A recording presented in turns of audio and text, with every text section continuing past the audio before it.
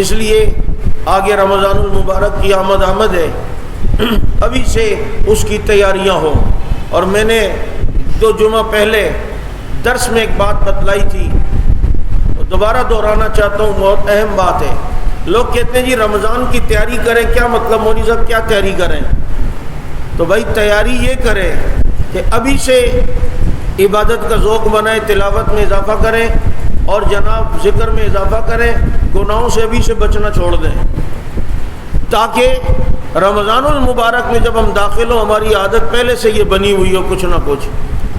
دوسری تیاری یہ کریں جو اہم ہے، وہ یہ کہ اپنے آپ کو حرام سے بچانا ہے۔ کس طرح؟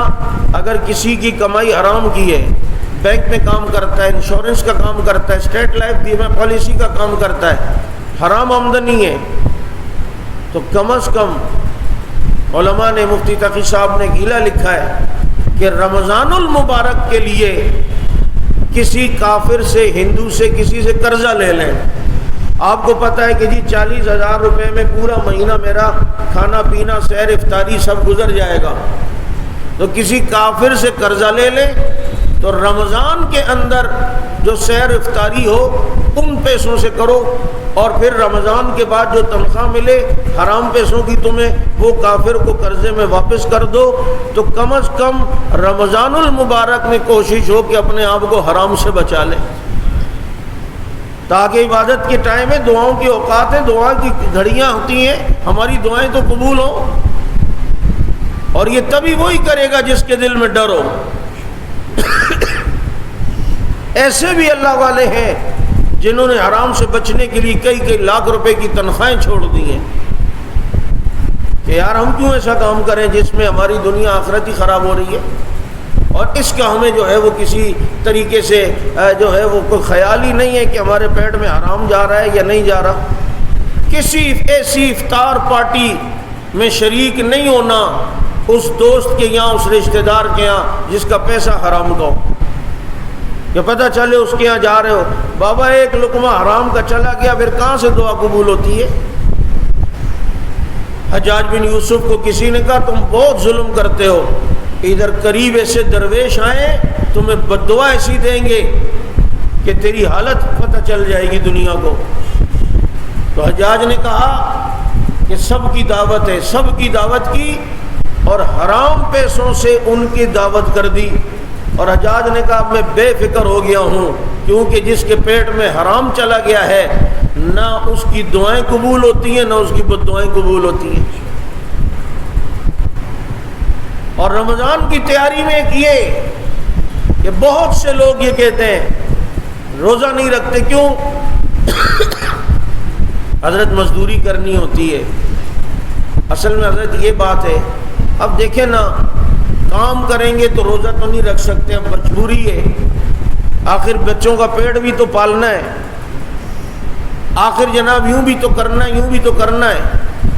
تو ایسے آدمی کو بھی میں مشورہ دوں گا کہ وہ بھی کسی سے قرضہ لے لے، وہاں کافر کی قید نہیں ہے، کسی مسلمان سے ہی لے لے، کہ پتہ ہے مہینہ اتنا، بھائی ویسے بھی تو ہم قرضے لیتے ہیں نا، شادی کے مسئلے پہ، دوسرے تیسرے مسئلے پہ قرضہ لے لے، پورا مہینہ گھر پہ بیٹھ کر اسی سے گزارا کر، کام پہ نہ جا۔ اگر کام کی وجہ سے تو روزہ چھوڑ رہا ہے تو روزہ ضروری ہے۔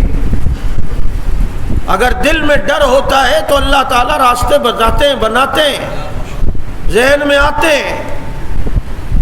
اس کا کام ہے کہ یہ قرضہ لے لے گھر پہ بیٹھے، نہیں تو پڑھ کام بھی ساتھ کر سکے اور روزہ بھی نہیں، حالانکہ ہوتا ہے جس کے دل میں ڈر ہے وہ کام بھی کرے۔ یار ایسے کھڈے کھودنے والے ہم نے دیکھے، مزدوری کرنے والے ہم نے دیکھے، تمہارے یہاں کیا گرمی ہے؟ سعودیہ کے اندر ہم نے دیکھے، میں حیران ہوتا ہوں ان لوگوں پر جو لیبر طبقہ ہے، صبح سے لے کے ظہر تک ان کی ڈیوٹی ہوتی ہے، اور سخت گرمی کے اندر روزہ بھی رکھا ہوا ہے اور کام بھی چل رہا ہے۔ کہتے ہیں بھائی کیا ہو گیا، روزہ بھی رکھیں گے، کام بھی کریں گے، لیکن روزہ نہیں چھوڑیں گے۔